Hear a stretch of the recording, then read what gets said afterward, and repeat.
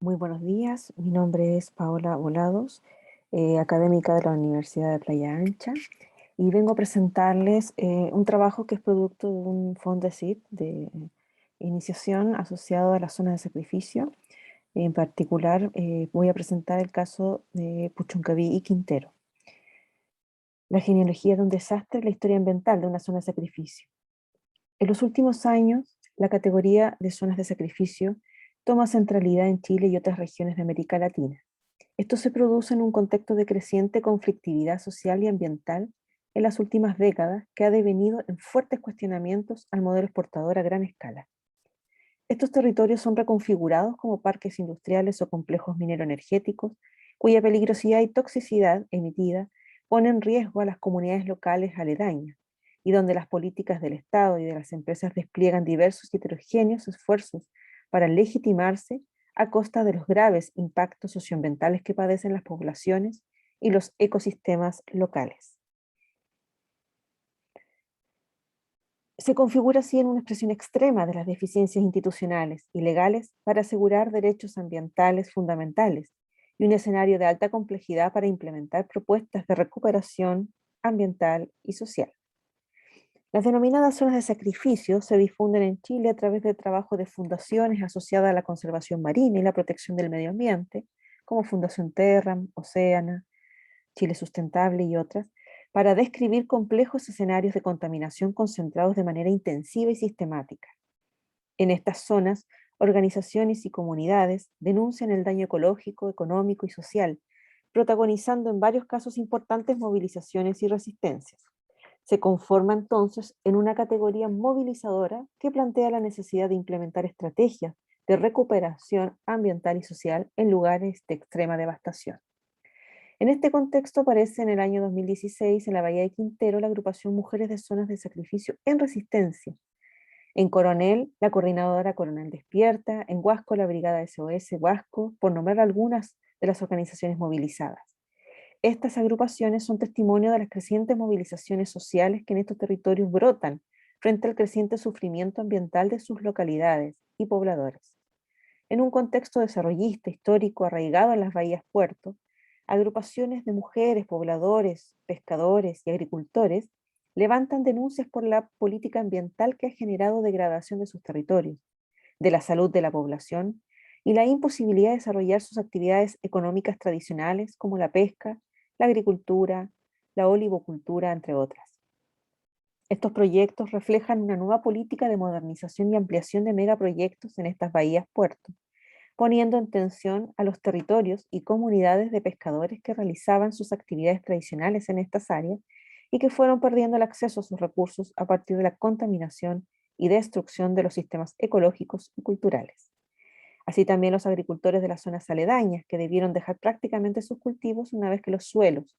y la producción agrícola fueron seriamente afectados por la contaminación por sustancias tóxicas como arsénico y dióxido de azufre. En concreto,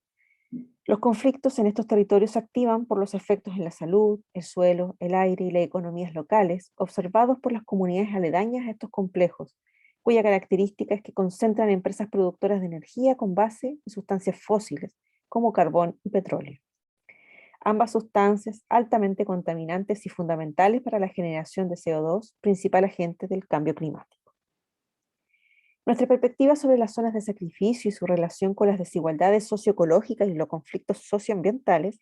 se inscriben en los debates de la ecología política, la geografía crítica, así como los aportes críticos del extractivismo y las lecturas latinoamericanas de justicia ambiental.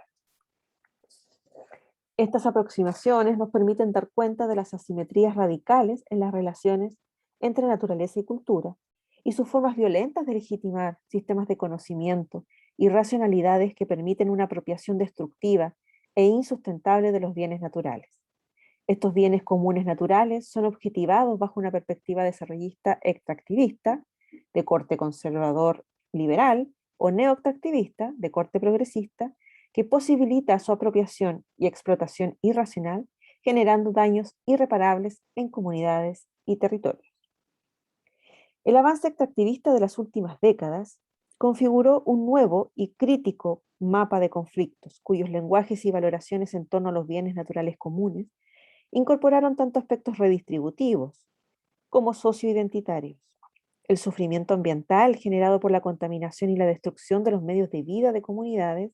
se tradujo en un sentimiento de injusticia y violación de derechos sociales, ambientales y humanos fundamentales. El concepto zonas de sacrificio tiene heterogéneas trayectorias que comparten la característica de describir espacios con alta concentración de contaminantes químicos, mineros y otros que han generado una degradación social y ambiental en las poblaciones cercanas, así como ha generado daños en la salud, producto de la utilización de químicos o por uso de hidrocarburos o derrames asociados a la actividad minera energética.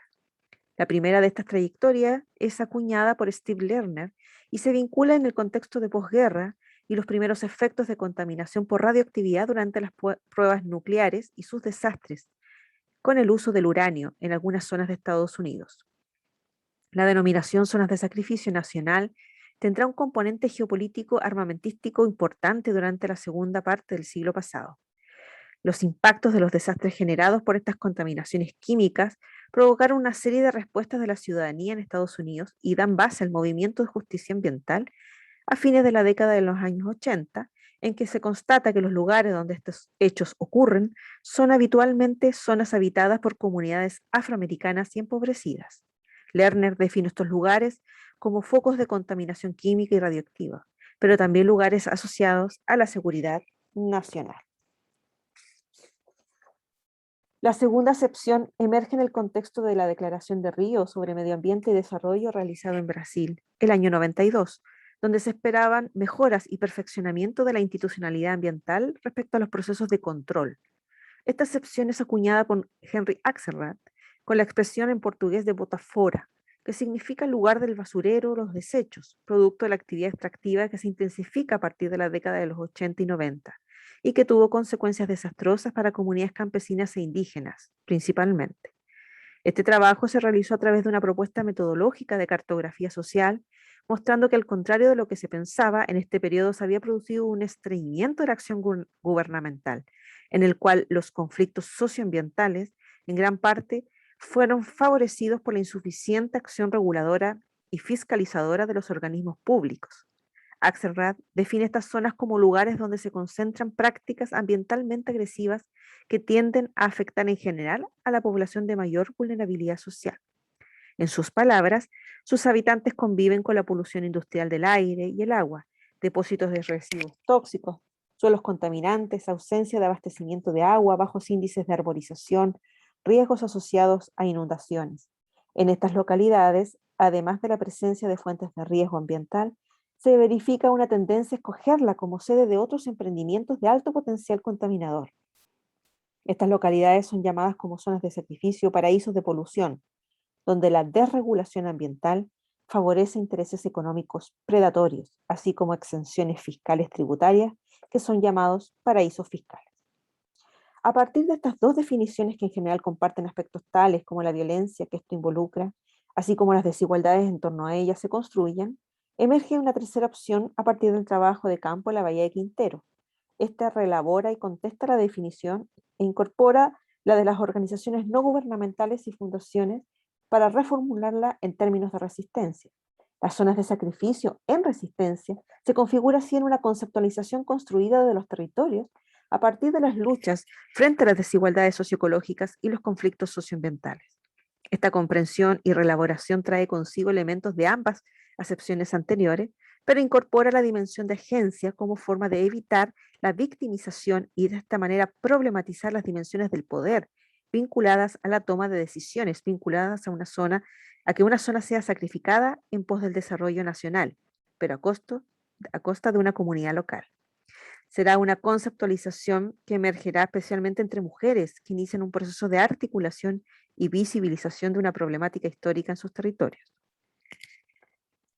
En este sentido, las agrupaciones de mujeres dan cuenta no solo del modelo extractivista y patriarcal sobre el cual se legitima la destrucción de sus territorios y la construcción de una zona de sacrificio, que las relega al cuidado de los enfermos y la defensa del territorio. A su vez, elaborarán la historia ambiental de la comuna, mostrando las condiciones sociohistóricas y políticas que facilitaron la conformación de una zona de estas características, revelando los mecanismos a través de los cuales la legislación ambiental transformó su territorio productivo en un territorio degradado. Un modelo que implicó el crecimiento exponencial de las empresas que se emplazaron en la bahía, las cuales finalmente destruyeron las fuentes naturales desde las cuales organizaban su economía y cultura, como era hasta entonces las actividades agrícolas, ganaderas y pesqueras. Para comprender este proceso y su genealogía, retomamos la idea de desastre tecnológico que finalmente convierte estas tragedias en desastres planificados. En tanto, la historia ambiental dará cuenta de que se trataba desde sus inicios de un proyecto complejo y cuyas consecuencias actuales habían sido ya declaradas por los expertos.